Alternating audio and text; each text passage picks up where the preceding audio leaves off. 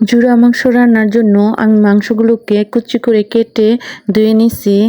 তেল গরম করে সব ধরনের গরম মশলা দিয়ে দিলাম পেঁয়াজ আর তেজপাতা।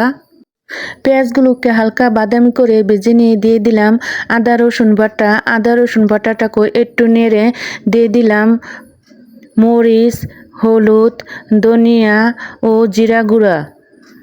সামান্য পানি দিয়ে মশলাটাকে ভালো করে কষিয়ে নিয়ে দিয়ে দেবো কেটে রাখা মাংস। তারপর স্বাদমতো লবণ দিয়ে মাংসটাকে মশলার সাথে ভালো করে মিশিয়ে নেব। আমি একটা আস্ত রসুন দিচ্ছি, এটা অপশনাল। তারপর মাংসটা কষানো হলে দিয়ে দেব পানি। এখন দিয়ে দিচ্ছি রেডিমেড গরম মশলার গুঁড়া আর দিয়ে দিচ্ছি ফ্লেভারের জন্য 4-5টা কাঁচামরিচ।